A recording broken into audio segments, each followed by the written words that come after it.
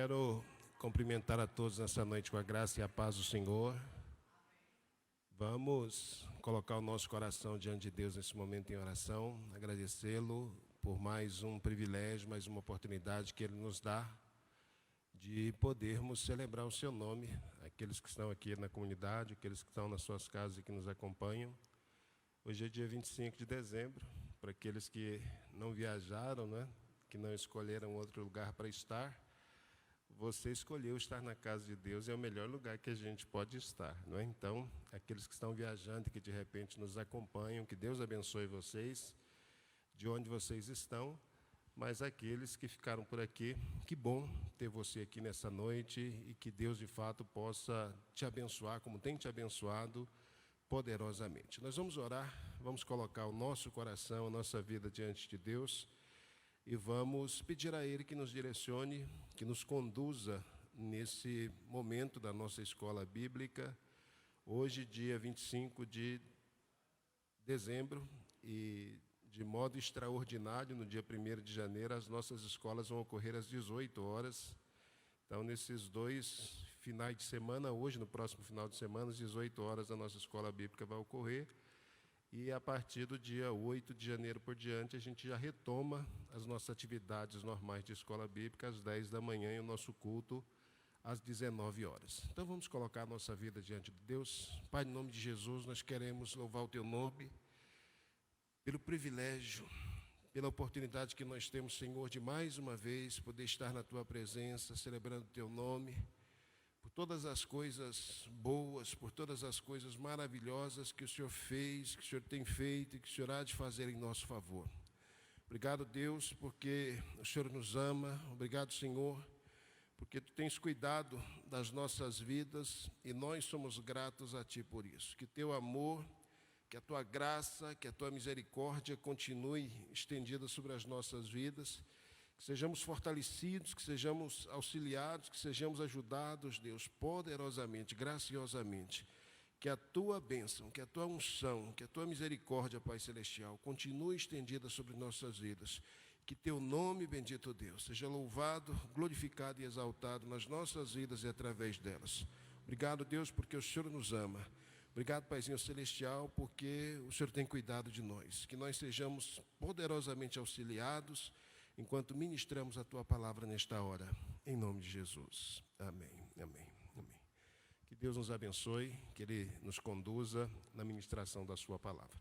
Eu quero convidar vocês a abrirem suas Bíblias no Evangelho de Marcos. Nós vamos dar continuidade à nossa série de estudos através da Bíblia livro por livro. No último encontro que nós tivemos a oportunidade de estar juntos, nós começamos a conversar sobre o segundo evangelho, o Evangelho de Marcos, e eu compartilhei com vocês aqui uma série de informações importantes, relevantes, a respeito do contexto deste evangelho, que é um evangelho tão sintético, que conta coisas a respeito de Jesus de uma forma tão resumida, mas que é um evangelho tão profundo, que traz verdades, que revela acerca do Evangelho coisas extraordinárias para cada um de nós. Então, a gente fez uma série de menções, eu falei sobre a possibilidade do contexto para o qual essa carta foi enviada a Roma, disse para vocês aqui uma série de questões relacionadas àquele contexto, desafios internos e externos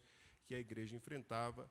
Disse para vocês que era um período de grandes desafios para a igreja cristã daquele tempo, então havia muita perseguição, possivelmente os martírios de Pedro e de Paulo tenham ocorrido no período próximo ao período em que essa carta, em que esse evangelho, ele foi escrito, ele foi registrado. Eu disse para vocês que, apesar de Marcos não ter sido um discípulo direto de Jesus, ele é reconhecido, o livro dele, a carta dele, e sempre foi reconhecido na tradição cristã, como um livro, como um evangelho, como um registro autorizado pela igreja, que fala a respeito do evangelho, que fala a respeito da boa nova de Jesus, por causa da influência direta que Marcos recebeu, particularmente, de acordo com a tradição cristã, do apóstolo Pedro. Então, esse Marcos que a gente tem aqui, nós temos algumas informações dele no Novo Testamento. Por exemplo, no livro de Atos, no capítulo 1, versículo 13, ele aparece ali como Marcos, ou como João Marcos, que é filho de uma Maria. Esse capítulo 1 aí conta daquele momento em que, após a ascensão de Jesus, a igreja está reunida no cenáculo e o Espírito Santo é derramado sobre aquele lugar. Então, esse João Marcos já aparece por ali. Depois, lá pelo capítulo 13 do livro de Atos, a gente vê novamente esse João Marcos, agora envolvido junto com Paulo e com Barnabé, na primeira viagem missionária. Esse João Marcos, ou Marcos, que a Bíblia apresenta aí como sobrinho de Barnabé, como um parente direto dele, ele participa, no primeiro momento da viagem missionária, e por algum motivo, num determinado momento por diante, ele retorna, ele volta, e Paulo e Barnabé continuam a viagem. Capítulo 15, a gente tem novamente esse Marcos, ou João Marcos, aparecendo no registro do livro de Atos. Novamente, Paulo e Barnabé decidem dar seguimento a uma segunda viagem missionária, e o Barnabé acha importante levar o João Marcos. O Paulo acha que não deveria levá-lo, porque ele os abandonou naquela primeira viagem e tal. E há uma discussão entre eles, e certo é que Barnabé e Marcos, eles seguem numa direção, enquanto Paulo, junto com Silas, seguem outro rumo, e ambos vão desenvolver uma série de viagens missionárias. Então, no livro de Atos, até o capítulo 15, a gente observa Marcos sendo apresentado, depois ele desaparece de cena, como Barnabé também desaparece, porque o restante do livro, a partir do capítulo 15 por diante, vai focar a atenção no ministério de Paulo. Paulo é o personagem importante, é o apóstolo dos gentios, mas novamente a gente encontra registros, particularmente nos escritos paulinos, Colossenses capítulo 4, 2 Timóteo capítulo 4, novamente menções a esse Marcos. Agora são palavras de Paulo, é Paulo dizendo para saudar o Marcos, dizendo que ele é uma pessoa importante, é Paulo encarcerado, pedindo que enviem alguns bens que ficaram para trás, uma capa, um livro, que Marcos também seja enviado, porque é uma pessoa útil para o ministério. Então, esse Marcos, autor desse livro, apesar de não ter sido um discípulo direto de Jesus, ele foi discípulo dos discípulos de Jesus, ele teve contato direto com o apóstolo Paulo, ele teve contato direto com Pedro, possivelmente foi assim um seguidor ávido, uma pessoa que acompanhou Pedro passo a passo. Daí as pessoas estudiosas da Bíblia, quando fazem a leitura do Evangelho de Marcos, eles dizerem que em Marcos a gente tem reminiscências, em Marcos a gente tem assim as lembranças que o evangelista, que é a pessoa que escreveu, que é a pessoa que registrou a mensagem nesse livro, nós temos as reminiscências, as lembranças que ele tem das palavras de Pedro. Como a gente sabe muito bem, o evangelho, no primeiro momento, é um evangelho anunciado a partir da verbalização, então não é um evangelho que primeiro é escrito e enviado, ele é anunciado através da fala, através da tradição oral. Então, o Marcos foi uma pessoa que acompanhou Pedro, onde quer que ele esteve, pregando, anunciando. Foi uma pessoa que certamente se deliciou com os muitos privilégios, as muitas oportunidades que ele teve de acompanhar esse homem, de escutar dos lábios daquele que caminhou com Jesus, dos lábios daquele que foi chamado por Jesus para ser apóstolo dos judeus, e essa foi a grande vocação que o apóstolo Pedro recebeu. Então, Marcos deve ter aproveitado cada privilégio, cada oportunidade que ele teve para escutar, para refletir, para pensar naquilo que Pedro anunciava, naquilo que Pedro pregava. E agora, certamente, com a morte, com o silenciamento desse apóstolo, o Espírito Santo coloca sobre os ombros de Marcos o compromisso, a responsabilidade de não permitir que as palavras de Pedro caiam no esquecimento. Então, é sob a ação do Espírito Santo que cada autor do Antigo ou do Novo Testamento registra a mensagem que nós temos em mãos hoje, por isso que ela é palavra de Deus, e a gente diz que ela é palavra de Deus inspirada, e a inspiração é exatamente essa ação do Espírito Santo sobre a vida do escritor, sobre a vida da escritora, que capacita essa pessoa a refletir, a pensar, a se lembrar, a recordar e a registrar exatamente aquilo que Deus quer que seja registrado. Então, o que a gente tem no Evangelho de Marcos é o testemunho direto de alguém que ouviu diretamente de Pedro, que acompanhou, que foi um discípulo fiel dele nas suas muitas jornadas, nas suas muitas caminhadas, que agora faz questão de contar essa boa notícia, de contar essa boa nova para nós. As pessoas para quem a carta é escrita é aquela igreja, né, de Roma, aquela igreja composta por judeus e por gentios convertidos a Cristo e que estão vivendo situações de crise, estão vivendo situações de sofrimento, estão vivendo situações de perseguição. E essa carta é uma carta importante, por quê? Porque, geralmente, quando cristãos, particularmente são cristãos que têm compromisso com Deus, que o servem, que o amam, que se relacionam bem com Ele, quando essas pessoas passam por crises, passam por situações de sofrimento, seja uma enfermidade que a pessoa não aguardava, seja uma tragédia que acontece no lar, na família, que a pessoa não esperava, no trabalho, quando acontece alguma coisa que foge àquilo que nós esperávamos, porque nós estamos obedecendo, caminhando, vivendo com o Senhor, então a gente espera que a bênção dele esteja sobre as nossas vidas. Se o sofrimento iminente vem, se a perseguição, se a dificuldade cai sobre as nossas vidas, a gente tende muitas vezes a questionar, primeiro a questionar a nossa própria fidelidade, né? Será que eu estou sendo fiel mesmo? Será que eu realmente tenho compromisso, tenho aliança com Deus? Será que realmente eu tenho andado nos seus caminhos?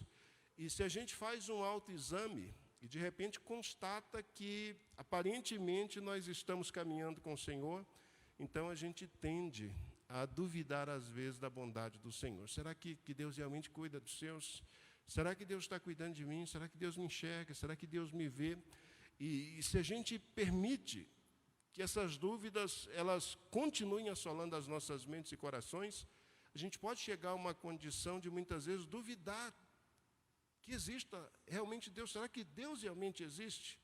Porque se Deus existe, se Deus é bom, como a gente diz que Ele é o tempo todo, como a Escritura diz que Ele é o tempo todo, se Ele é justo, se Ele é bondoso, se Ele é misericordioso, por que Ele permite que o filho sofra? Por que Ele permite que a filha sofra?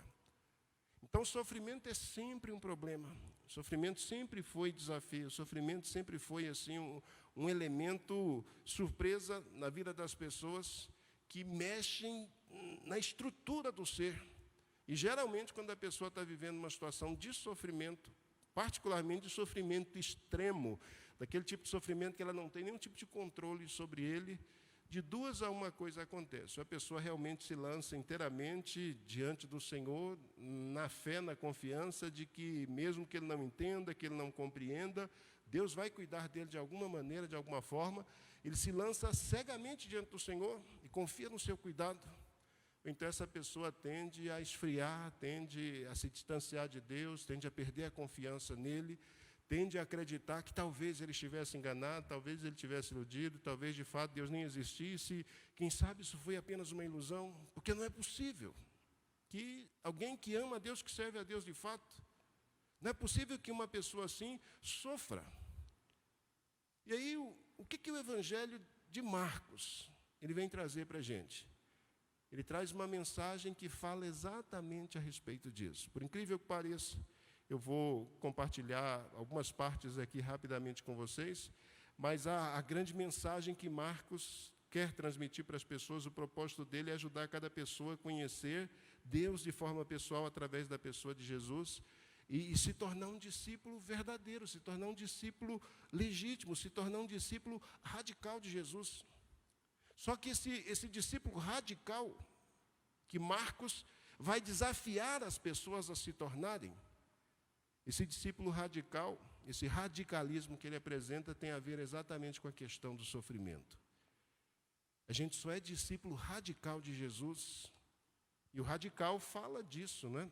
Radicalizar significa que você vai deixar a razão de lado, significa que você vai deixar as evidências de lado, significa que você vai deixar aquilo que você pode constatar de lado para acreditar numa coisa que, humanamente falando, não faz sentido. Então, Marcos vai ajudar a gente a perceber isso. Marcos vai ajudar a gente a perceber que só é possível conhecer a Deus de fato quando a gente conhece a Jesus. E que se a gente conhece Jesus de verdade, a gente vai aprender a ser discípulo radical de Jesus. Discípulo de Jesus vai ser desafiado num outro momento da caminhada a assumir essa postura radical, a assumir essa postura de fechar os olhos diante do abismo e de dizer, eu vou caminhar diante agora de olhos fechados, confiando que o Senhor vai cuidar de mim, e se Ele não cuidar, eu vou me arrebentar, mas eu não tenho alternativa. Marcos vai falar exatamente a respeito disso para a gente. É incrível, incrível. Marcos escreve para uma comunidade em sofrimento, uma comunidade que começa a questionar a fé, que começa a questionar a validade do Deus que ela assumiu agora, que é Jesus. Jesus é seu Deus. Que começa a questionar a validade do testemunho, desse testemunho que se dá nesse Cristo que eu acabei de acreditar nele. E o que é que Marcos faz? A partir das memórias de Pedro, e talvez Pedro, dentre todos os apóstolos, ele tenha sido a pessoa que mais entendeu o significado de sofrimento, porque foi a pessoa dentre todos que negou a Jesus, né? Como Judas fez, Pedro fez também, negou a Jesus numa situação assim, extremamente crítica, com medo de se expor publicamente num determinado contexto, numa determinada situação, mas por algum motivo se arrependeu, foi perdoado, foi restaurado, e a partir daí Pedro começa a enxergar a vida cristã, a fé cristã, a caminhada com Jesus, como uma caminhada em que as pessoas, em muitas situações, precisam assumir posturas, posições que são radicais. Mas vamos lá para o capítulo 1 do Evangelho de Marcos. Eu vou ler alguns versículos do capítulo 1. Capítulo 1, versículos de 1 até, particularmente, versículo 13. Essa primeira parte, esse primeiro bloco, serve como uma espécie de prólogo, como uma espécie de introdução, como uma espécie de resumo de tudo aquilo que a gente vai encontrar no restante do Evangelho de Marcos. A gente começa o Evangelho, a leitura lá no capítulo 1, versículo 1, e o versículo 1, por si só, ele já conta para a gente o que é que o Evangelho inteiro vai tratar e qual é a perspectiva que o apóstolo Pedro tem quando ele anuncia o Evangelho. Então, Mateus, quando anuncia o Evangelho, tem uma perspectiva. Qual que é? Aí eu quero dizer para vocês que o rei nasceu. As profecias se cumpriram, está tudo certo. Marcos, ouvindo agora a voz de Pedro, quando quer anunciar a boa notícia, percebe Pedro anunciando a boa nova, não a partir da ideia de que o rei nasceu e já está certo, já está confirmado, está consumado. Mas a boa nova anunciada a partir de Pedro é uma boa nova anunciada a partir do fato de que aquele que soube que o rei nasceu, aquele que se comprometeu com o rei, aquele que conheceu o rei, precisa de fato assumir com ele um compromisso radical. E esse compromisso radical é um compromisso que precisa ser inspirado no testemunho e na vida desse rei que nasceu, desse indivíduo, dessa pessoa. Então, como é que Marcos inicia o Evangelho? Como é que ele inicia o seu registro? Lembrando sempre que Marcos está ecoando a leitura ou a percepção que Pedro tem do Evangelho. Então, Marcos é uma espécie de voz de Pedro que ressoa através dele a boa nova, a boa notícia que era anunciada. O capítulo 1, versículo 1, começa dizendo o princípio do Evangelho. Então, a proposta é, eu vou falar sobre o começo. Como foi que o Evangelho surgiu, e vocês já sabem, eu já disse isso talvez umas 5, 6 vezes aqui, que esse Evangelho aqui não tem a ver com o que está escrito, mas o Evangelho é a boa nova, é a boa notícia relacionada com Jesus, com a vida, com a obra, com a morte, com a ressurreição. Então, é a boa notícia que Cristo traz. Marcos começa dizendo isso, princípio do Evangelho. Vou falar sobre o começo, vou falar sobre o início, vou falar sobre o fundamento do Evangelho. E ele fala, esse Evangelho, essa boa notícia, é um Evangelho e uma boa notícia de Jesus. E aí duas coisas são importantes. Primeiro, é uma boa notícia a respeito de Jesus.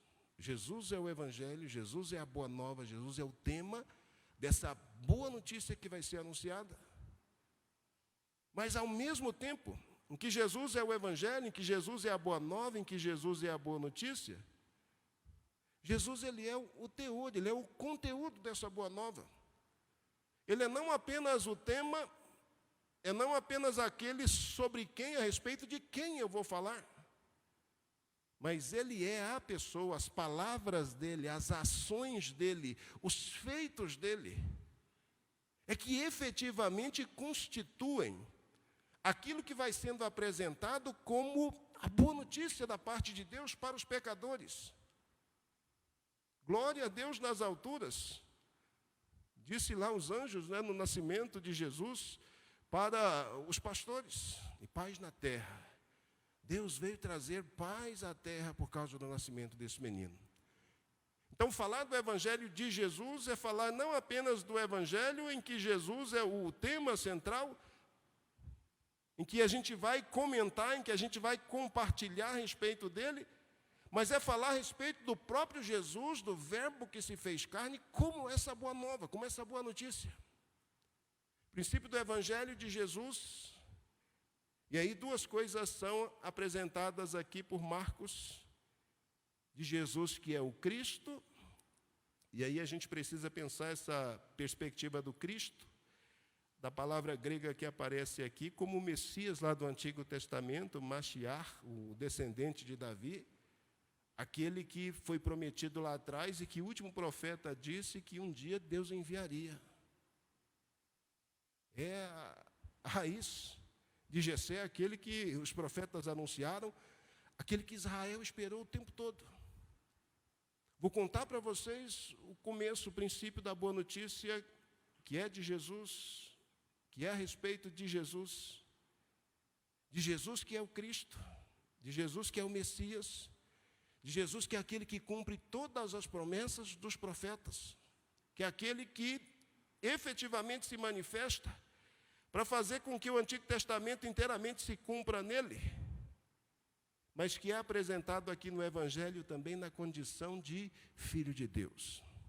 Então, Jesus é o Messias, Jesus é o prometido, Jesus é o esperado, Jesus é o descendente de Davi, mas nessa condição de descendente de Davi que ele é, e essa genealogia ela é importante aqui, ele não apenas cumpre promessas ou profecias da parte de Deus relacionadas àquilo que foi dito no Antigo Testamento, mas ele na condição de filho de Deus, e posteriormente Paulo, escritor a carta aos Hebreus, e outros escritores vão esclarecer essa verdade, na condição de filho de Deus, ele vem para representar o próprio Deus, ele vem para nos dar condições ou possibilidade de enxergar Deus, de ver Deus face a face. O Verbo se fez carne e habitou entre nós, e nós vimos a sua glória, vai dizer João depois, glória como a do unigênito do Pai, cheio de graça e de verdade. Filipe, quem olha para mim, quem vê a mim, vê o Pai que me enviou. Então, dizer que Jesus é o Cristo, é o Messias, e ao mesmo tempo dizer que Jesus é o Filho de Deus, é dizer que Jesus cumpre todas as profecias feitas no Antigo Testamento relacionadas ao descendente de Davi que eles estavam aguardando. Estou reafirmando isso, Pedro está reafirmando, mas Pedro está complementando aqui, e lembre-se que estou falando que Pedro está fazendo isso porque nós estamos lendo Marcos, lembrando que Marcos está ressoando o evangelho que ele escutou do próprio Pedro. Não é interessante que, naquela pergunta que Jesus um dia faz para os discípulos, quem vocês acham que eu sou? Uns dias Elias, Jeremias e tal, não é Pedro que se levanta e diz, tu és o Cristo, o Filho do Deus vivo? Pedro é quem se levanta e diz isso, tu és o Cristo, tu és o Messias, tu és o Filho do Deus vivo. Jesus olhou para Pedro naquele momento e disse, Pedro, não foi carne nem sangue que te revelou, o Pai que te revelou essa verdade. Quando Pedro recebeu essa revelação de Deus, ele não tinha clareza absoluta do significado e das implicações dessas palavras que ele havia recebido. Prova é que depois de Pedro ter dito isso, Jesus diz para Pedro, olha, o Filho do Homem vai descer para Jerusalém, vai ser traído, vai padecer pelas mãos dos pecadores, vai sofrer muito e vai morrer. E no terceiro dia vai ressuscitar. E quem é que se levanta para questionar essa fala de Jesus, de que o Cristo, Filho de Deus, que Pedro havia acabado de apresentar agora, iria sofrer, padecer nas mãos de pecadores e morrer. Quem se levanta é o próprio Pedro. É ele quem diz, não fala um negócio desse de jeito nenhum, isso não vai te acontecer. Não é lindo isso, gente? Pedro não entende essas coisas. Agora, vocês sabem o que Pedro faz aqui através de Marcos? Pedro traz para a gente a revelação dessa verdade que ele recebeu naquele momento, mas que agora ele compreendeu com clareza.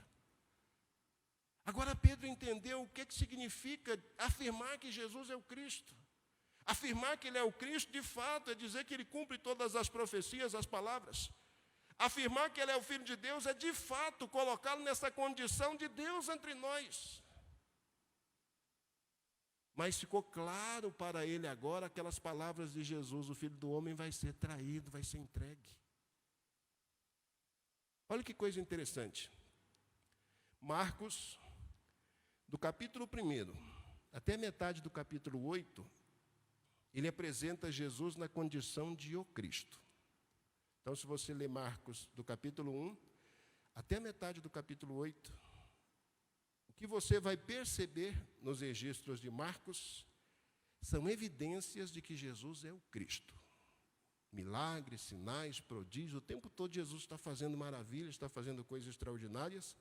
E são essas coisas extraordinárias que validam o ministério dele na condição de Cristo, na condição de enviado, na condição de Messias.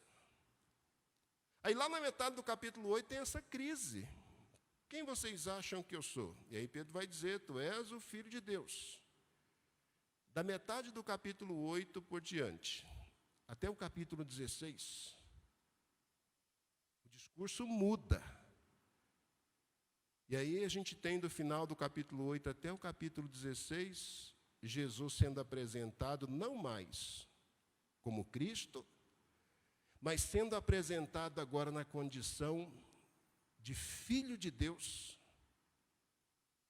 Mas olha que coisa interessante. É um Filho de Deus que sofre. Fantástico isso. Quando Pedro recebeu a revelação: tu és o Cristo, o Filho do Deus vivo, Jesus disse: pois o Cristo, o Filho do Deus vivo, vai morrer para salvar vocês, vai sofrer no lugar de vocês. Pedro não entendeu isso. Depois da morte e ressurreição de Jesus, depois de ele ter sido restaurado, ele compreendeu isso de uma forma tão clara, que agora ele está escrevendo a uma igreja que está passando por perseguição, a uma igreja que está em sofrimento, a uma igreja que acredita que Jesus é o Filho de Deus. Mas que custa? Que custa aceitar o fato que filhos de Deus podem passar por sofrimento. E o que é que Pedro traz através de Marcos? Do capítulo 8, final do capítulo 8 de Marcos até o capítulo 16, a gente tem registros de Jesus indo para Jerusalém. Aí começa aqueles sofrimentos, aquelas parábolas, começam discursos escatológicos e a ida dele em Jerusalém, e traições e perseguições.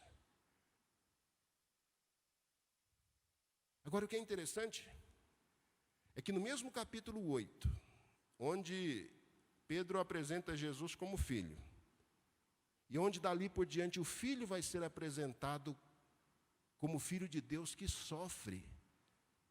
É isso que Marcos vai apresentar. Marcos às vezes é chamado de evangelho do servo sofredor. É o Filho que sofre.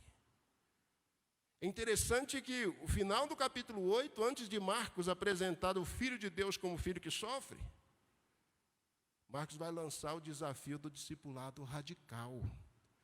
Se você quiser ser meu discípulo, tem que estar pronto para negar a si mesmo. Tem que estar pronto para carregar sobre si a tua cruz. Tem que estar pronto para me seguir. Tem que estar pronto para dar a sua vida, para perder a sua vida, se preciso for. O desafio do discipulado radical, ele é lançado lá no final do capítulo 8. E depois ele é fundamentado na vida, no testemunho do próprio Filho de Deus. Ora, você acha que você, na condição de filho de Deus, de filha de Deus, é injustiçado, é injustiçada quando sofre? Quando alguém trai você, quando alguém faz pouco caso de você, quando alguém te ignora, quando alguém levanta calúnias contra você, quando alguém atenta contra a sua própria vida, você acha que isso é demais? Você acha que é desaforo? Você acha que é falta de cuidado da parte de Deus em relação a você? Que é falta de amor, que é falta de zelo? Que é porque Deus não se importa com você? Pedro achava isso. Por isso é que depois da revelação, quando Jesus disse o Filho do Homem vai sofrer, Pedro apelou e disse, não pode. Agora o Pedro convertido olha e diz, pode, eu sou discípulo, eu estou sofrendo, eu sou discípulo e vou morrer, de fato morreu pela fé. Eu sou discípulo e agora anuncio à igreja de Jesus onde quer que ela esteja. Que crer em Jesus na condição de Messias, daquele que cumpre as promessas, que crer em Jesus na condição do Filho de Deus, daquele que se manifestou, que veio a nós para nos fazer conhecer Deus face a face. Significa estar disposto a assumir um discipulado radical, a seguir a Jesus de forma radical e segui-lo de forma radical. Implica em dizer que você precisa estar pronto para andar pelas sendas do sofrimento. Crente sofre. Aqui e ali, em algum momento da sua vida, em algum momento da sua caminhada, você vai passar por sofrimentos. Você vai passar por dores, vai passar por tentações, vai passar por dificuldades. Pastor, o sangue de Jesus tem poder, pastor, não pode ficar lançando pragas sobre os outros. Não é lançar praga, não.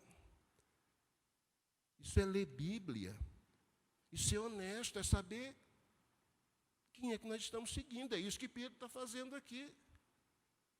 Pedro está dizendo, eu vou jogar limpo com vocês, eu vou dizer o que é seguir Jesus, caminhar com Jesus. Na pior das situações, eles estão vivendo aqui a pior das situações, está disposto a dar a vida por aquilo que você crê. Eu e você não vivemos situação, por pior que tenha sido as situações que a gente já viveu, nós jamais passamos por uma situação radical em que a nossa vida estivesse em jogo, para assumir essa posição de crer ou não. A gente nunca passou por uma situação assim, por piores que tenham sido as nossas dificuldades. Mas as pessoas para quem Pedro fala, as pessoas a quem Marcos escreve, são pessoas que o tempo todo vivem essa experiência, vivem essa situação. E diante de um desafio como esse, é preciso questionar se vale a pena continuar seguindo aquele que não está nem aí para mim. Aí Pedro olha para ele e diz, bom, aquele que você está dizendo que não está nem aí para você, se você não sabia, foi ele que abriu o caminho. Antes de você passar por esse suposto sofrimento que você está passando aí, eu quero lhe dizer que aquele que era o Filho de Deus, que não precisava submeter a isso, que não precisava passar por isso, ele fez questão absoluta de tomar o seu lugar e de ir adiante por você. Sabia disso? Quando você passa por um sofrimento, por pior que ele seja, isso não é inédito aos olhos de Deus. Jesus já passou por esse sofrimento. Ele já foi na sua frente, já foi marcando o passo, já foi garantindo para você a possibilidade de não apenas entrar vitorioso, mas de sair vitorioso dessa situação, seja lá que situação for. É essa mensagem que Marcos traz através do seu evangelho. Fantástico, fantástico isso. Eu vou contar o evangelho de Jesus, que é o Messias, de Jesus, que é o Filho de Deus,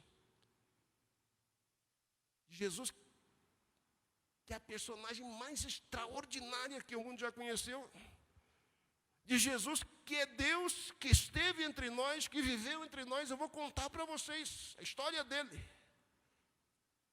só para mostrar-lhes que antes de vocês passarem por qualquer situação, por qualquer sofrimento, por qualquer dificuldade, é nessa situação que vocês estão questionando se vale a pena continuar seguindo um Deus que diz que é bondoso, amoroso e misericordioso e que me permite passar por situações assim.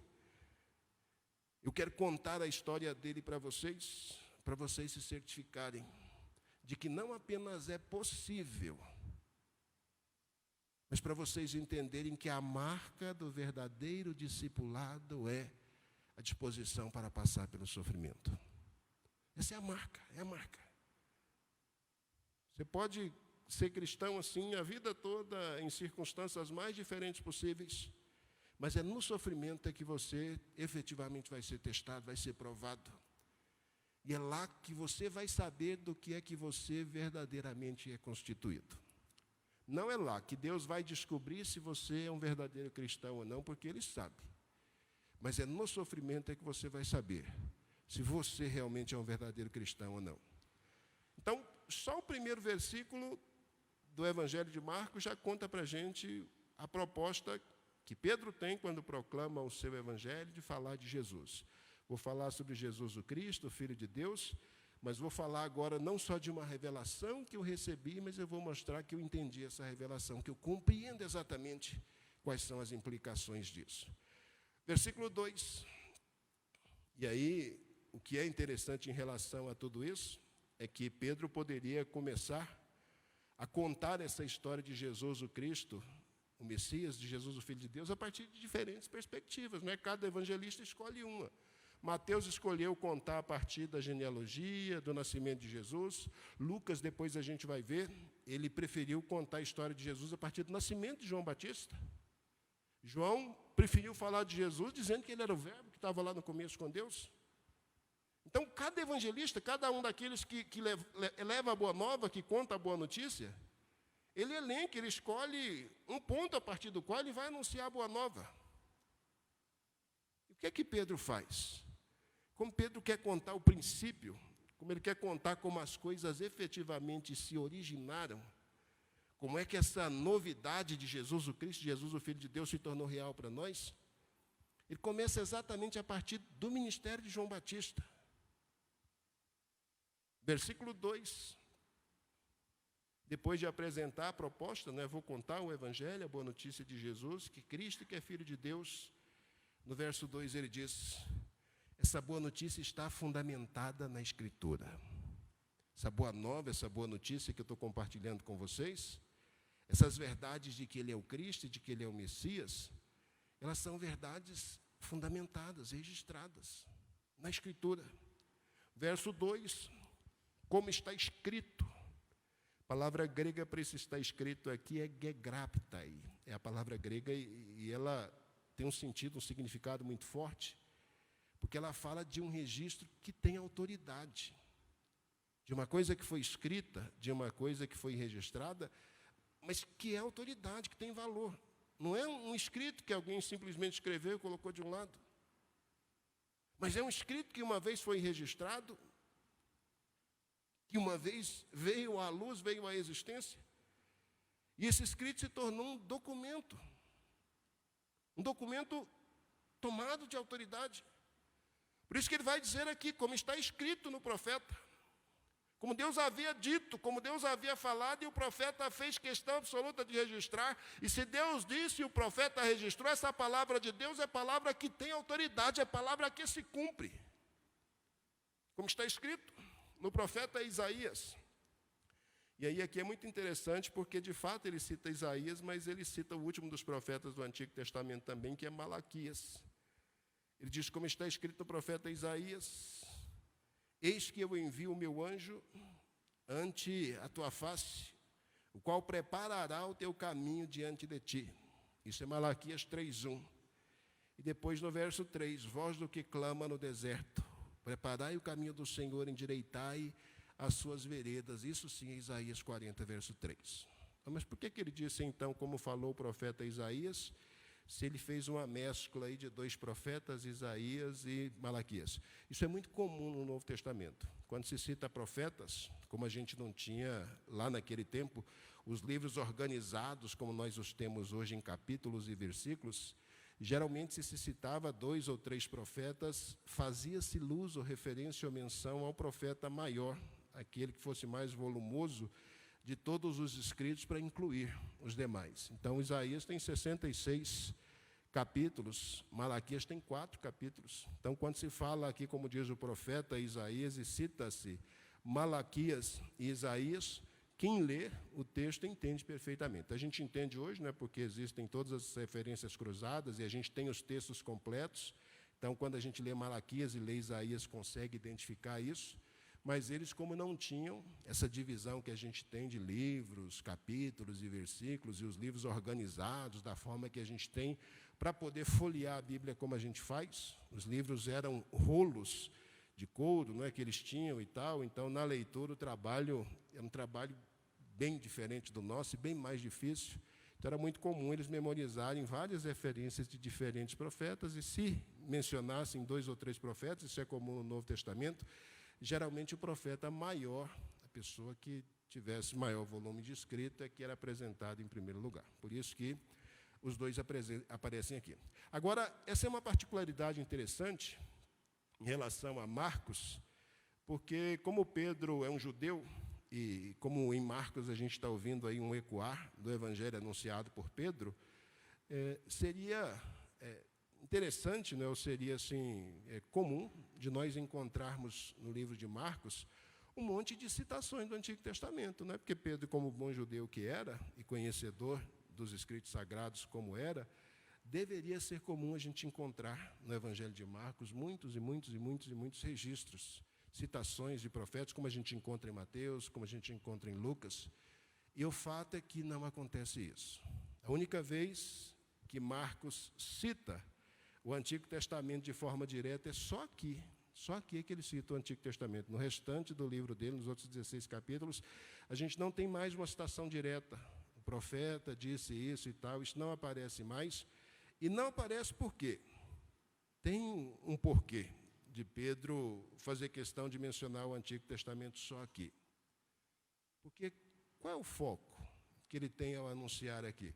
Ele quer anunciar Jesus como Cristo. O Cristo é aquele que cumpriu todas as profecias, quer anunciar Jesus como Filho de Deus, aquele que efetivamente se tornou um de nós e que vem agora para ser o nosso substituto legal, para nos restaurar.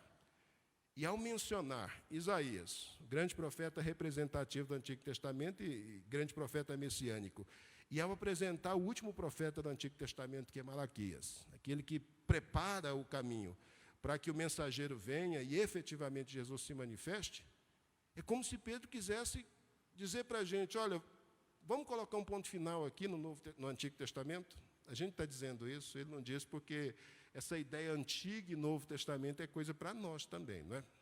Pedro não tinha esse negócio de Antigo Testamento e Novo Testamento no tempo dele, primeiro porque o Novo ainda estava sendo construído. Então, só tinha a palavra de Deus, a Bíblia deles, que era o Antigo Testamento, e à medida que o Novo foi se formando, ele foi tomando lugar, junto com o Antigo Testamento. Então, a gente fala Antigo hoje, mas é como se Pedro dissesse, bom, o tempo da lei se cumpre exatamente no momento em que o Messias se manifesta. A gente coloca um ponto final aqui, todas as promessas, todas as profecias, todas as falas, todos os indicativos de que Deus mandaria alguém para nos resgatar, de que Deus se manifestaria entre nós, se cumpriu de uma vez por todas. Ponto final naquilo que Deus diz. Por quê? Porque o que a gente vai encontrar daqui por diante é o cumprimento disso. Enquanto que nos versículos 2 e 3, Pedro cita os textos de Malaquias e depois de Isaías, no versículo 4, imediatamente ele coloca, isso aqui é um outro verbo grego, é gêneto, é o verbo que aparece aqui no versículo 4, aparece lá no versículo 9. Esse é um verbo interessante porque ele é um verbo que tem um conteúdo muito forte assim de ênfase, de urgência, mas de uma coisa que acontece dentro de um determinado programa. Então, as coisas estão bem estabelecidas, e quando chegar esse momento aqui, isso vai acontecer, e de repente. É como esse de repente a coisa acontece do jeito que estava escrito. E é isso que Pedro diz aqui para a gente, através de Marcos, no versículo 4. Deus disse isso lá no Antigo Testamento, nos profetas, e de repente, e no momento, e na hora certa, e no tempo de Deus, apareceu João Batista, batizando no deserto, pregando o batismo de arrependimento para a remissão dos pecados. E toda a província da Judéia e todos os habitantes de Jerusalém iam ter com ele, e todos eram batizados por ele no Rio Jordão, confessando os seus pecados. Deus disse que estava mandando o anjo dele diante da face para preparar o caminho. Lembra lá como é que ele ia preparar o caminho? Converter o coração dos pais aos filhos, dos filhos aos pais e tal. A profecia se cumpriu. Pedro está dizendo aqui, apareceu João. João veio para cumprir essa profecia, João veio batizando, João veio levando pessoas ao arrependimento. Através do ministério de João, pessoas eram batizadas, pessoas confessavam os seus pecados.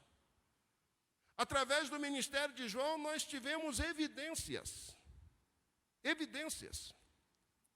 de que efetivamente essa pessoa que se manifestou nesse momento da história, de repente, essa pessoa que aparece no cenário, no tempo de Deus, na hora de Deus, para cumprir a palavra de Deus. A gente percebe evidências de que esse ministério realmente é de Deus.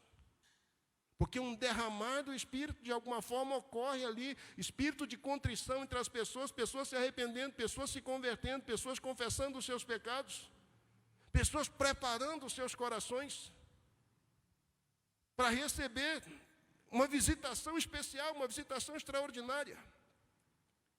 E aqui a gente tem um elemento importante. Versículo 6. É interessante porque ele conta detalhes a respeito de João que a gente não tem na Bíblia em relação a nenhuma outra pessoa, nem nos evangelhos, nada disso é falado sobre Jesus, nas cartas, nada disso é dito sobre os apóstolos. Aqui a gente tem detalhes sobre as vestes de João. Diz que João andava vestido de pelos de camelo e com um cinto de couro em redor de seus lombos, e que ele comia gafanhotos e mel silvestre. Ninguém, nenhum outro personagem do Novo Testamento recebeu uma deferência, vou usar essa expressão aqui agora, não é? Recebeu um destaque tão grande como esse profeta. O único na Escritura que o Espírito Santo percebe através da pena do escritor a importância de dar detalhes a respeito da vida pessoal dele. Já pensou falar de roupa do cara? Falar do prato principal dele, das coisas que ele comia?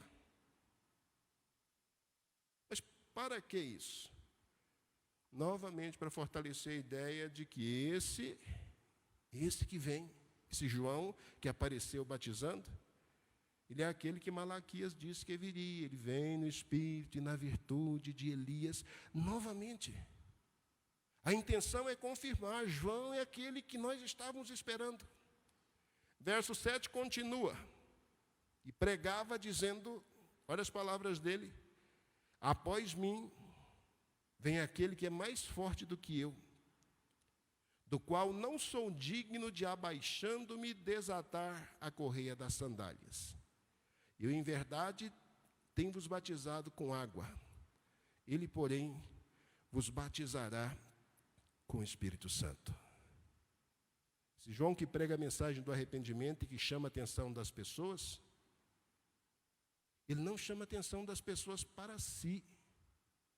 Ele é uma pessoa importante, tão importante, eu volto a dizer, que ele tem um destaque que ninguém tem. A Bíblia descreve a vestimenta e o hábito alimentar dele, coisa que a Bíblia não faz com nenhuma outra pessoa.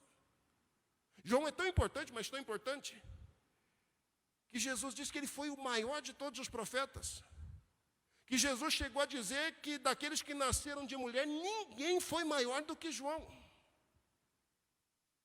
Você percebe o tamanho desse personagem aqui, a importância desse personagem?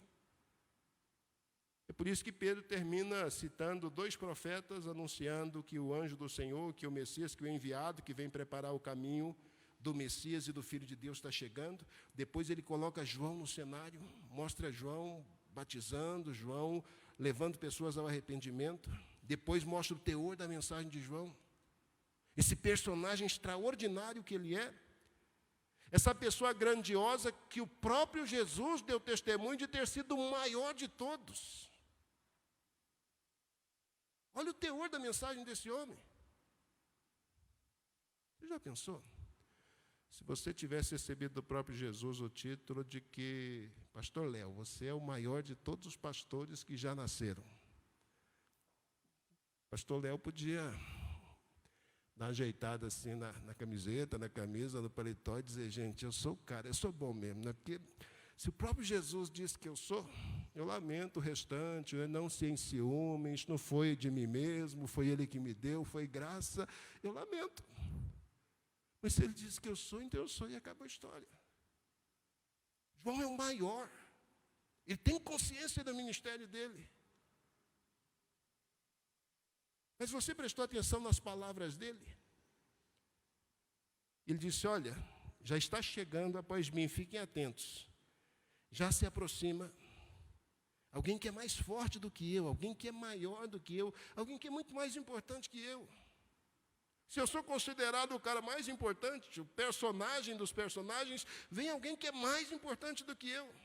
E ele é tão importante, mas tão importante. E eu sou tão insignificante, mas tão insignificante diante dele. Eu não tenho autoridade nem para me abaixar e para desatar as correias das sandálias dele. João deve ter pensado assim, como é que eu comparo a minha condição com a condição daquele que vem após mim? Que ele nem conhecia, nem sabia quem era, e é só no batismo que essa pessoa é identificada para ele. Ele usou aqui uma expressão que no seu tempo, na sua época, falava da pessoa mais indigna, da pessoa mais vil, da pessoa mais imprestável que houvesse na sociedade, que era o escravo. Tinha escravos e escravos, mas o pior dos escravos era aquele que desatava as sandálias dos pés do Senhor. Esse era o pior dos escravos. Os judeus tinham o costume de treinar discípulos, e geralmente eles cobravam por esse trabalho. E se um discípulo não podia pagar por essas aulas para acompanhar o seu mestre para aprender, então o discípulo podia prestar para o seu mestre serviços que um escravo prestaria ao seu senhor. Mas havia uma regra clara em relação a isso. E a regra dizia que o discípulo podia prestar ao seu senhor quaisquer serviços que um escravo prestasse ao seu senhor, com exceção de desatar as sandálias, as correias das sandálias dos pés. Porque isso era a humilhação da humilhação, e isso nem o pior dos piores merecia. Agora, João não está dizendo, ele é mais forte ou maior do que eu, e o máximo que eu posso fazer é desatar as correias das sandálias. João está dizendo, nem isso eu sou digno, nem para isso eu presto. Estou batizando vocês com água, ele, porém, irá batizar vocês com o Espírito Santo. Eu tenho batizado vocês, então eu já realizei o ministério, meu ministério está terminando. Mas logo o ministério dele vai começar e o ministério dele é diferente. Ezequiel capítulo 36 é um dos muitos capítulos do Antigo Testamento de profetas que falam desse sinal que o Messias efetivamente chegou, desse derramar do Espírito sobre as pessoas com o propósito de converter corações, de transformar vidas, transformar coração de pedra em coração de carne, de transformar a natureza interior das pessoas. João disse, aquele que vem depois de mim, ele vai batizar vocês com o Espírito Santo, ele vai efetivamente confirmar essa mudança, essa transformação radical, que eu não posso fazer na vida de vocês, mas que eu só posso pregar e anunciar a necessidade através do batismo. Interessante que o Evangelho é o Evangelho de Jesus, Jesus é o centro dele, Jesus na condição de Cristo e na condição de Filho de Deus. Ele é a pessoa mais importante do Evangelho. Mas é interessante que até aqui, até o versículo 8, apesar de ele ser anunciado, ele não apareceu. Onde está esse Cristo, esse Filho de Deus? Observa como a pessoa mais importante, que é anunciada, inclusive, como a pessoa mais importante. Observa como essa pessoa, ela simplesmente se esconde, ela simplesmente não tem intenção de aparecer. Ela não quer se manifestar, ela não quer se fazer conhecida. Versículos 9 por diante continua. Gêneto, novamente a expressãozinha aparece aqui, de repente, novamente, no tempo de Deus e na hora dele. Jesus vai de Nazaré para a Galileia, ou de Nazaré da Galileia para ser batizado por João no Rio Jordão.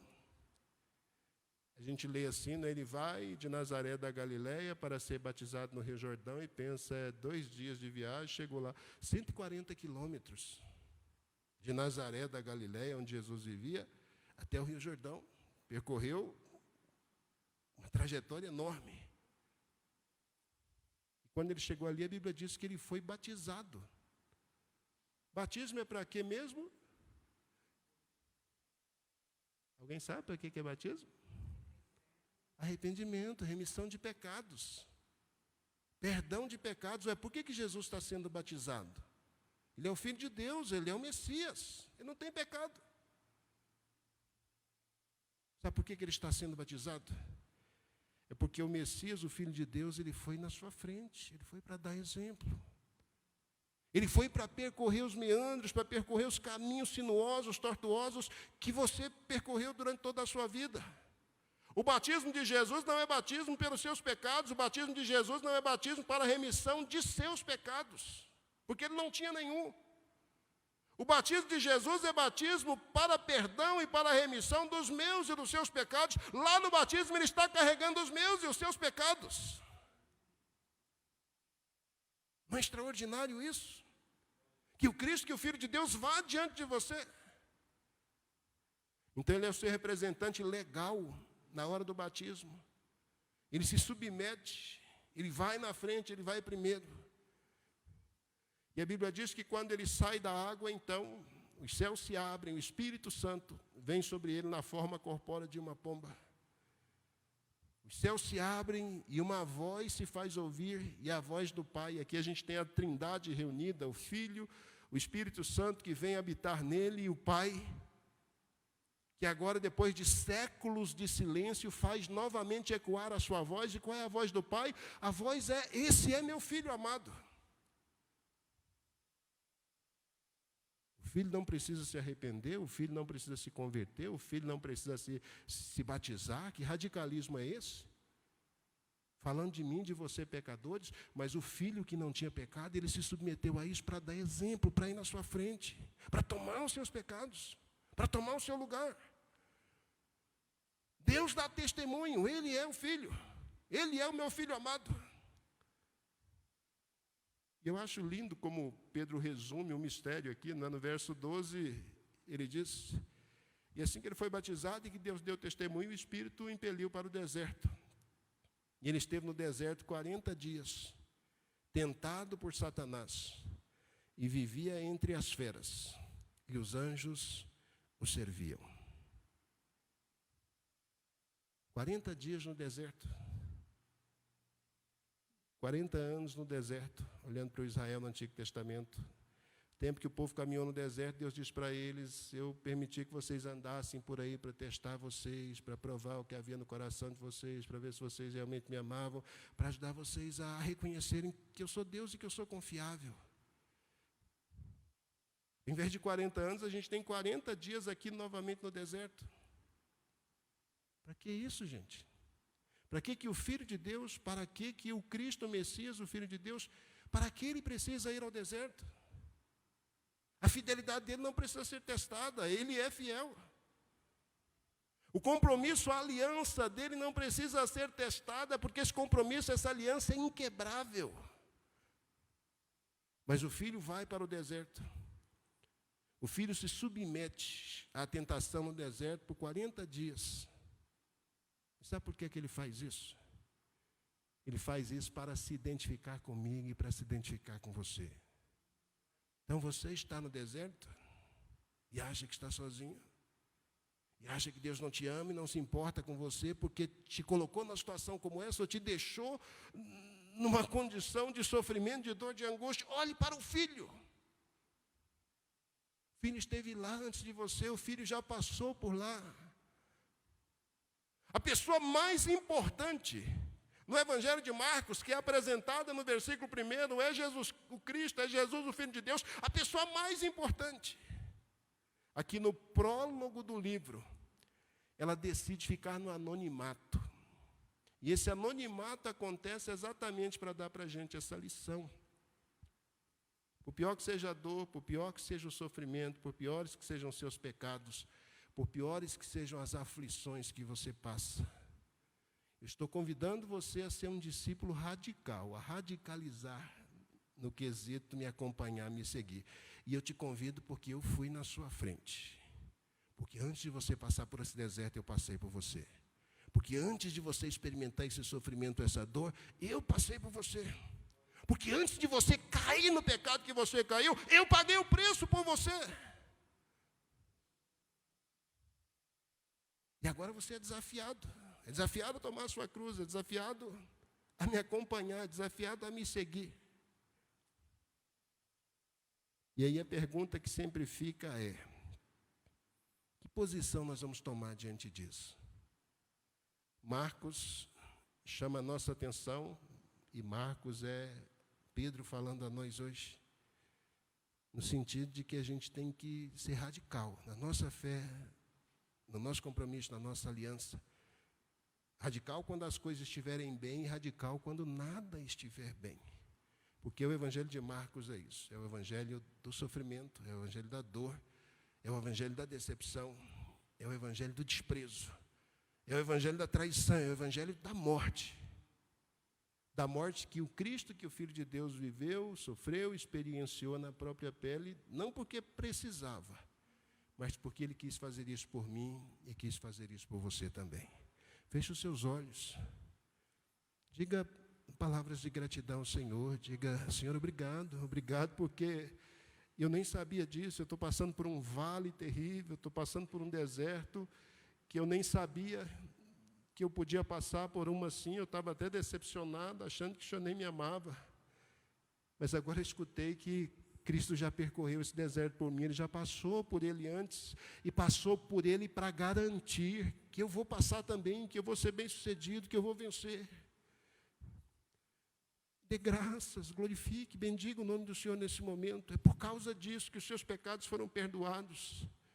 É por causa disso que você já tem vitória antecipada diante de qualquer desafio que você tiver que experienciar daqui por diante. É por causa disso que a vitória é garantida.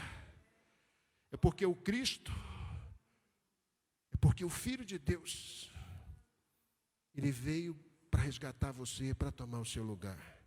Assuma o seu compromisso de discipulado radical para com Ele. Querido Deus, eu sou grato, nós somos gratos. O Senhor é bom, muito gracioso, muito misericordioso e tem cuidado das nossas vidas. Obrigado por essa palavra preciosa que o Senhor compartilha aos nossos corações. Como é maravilhoso, Deus, a exposição da Tua palavra, porque ela traz luz, traz entendimento aos nossos corações. Ela nos faz perceber que coisa extraordinária é saber que em quaisquer circunstâncias, por pior que elas sejam, mas nunca estamos sozinhos, porque o Senhor já esteve ali, o Senhor já passou por aquilo ali, o Senhor já garantiu antecipadamente a vitória a cada um de nós. Que essa pessoa em dor, que essa pessoa em sofrimento, que essa pessoa em pecado, Senhor, que agora clama, que agora suplica por auxílio, que agora suplica por misericórdia, que essa pessoa seja alcançada, poderosa, graciosa, maravilhosamente, que a misericórdia se estenda sobre a vida dela, Senhor, que ela receba a Tua bênção, que ela receba nesse momento a revelação que a Tua Escritura traz, ó Deus, sobre o real sentido, o significado de Jesus o Cristo, de Jesus o Filho de Deus. Muito obrigado pela Tua bondade, Senhor, em nome de Jesus. Amém.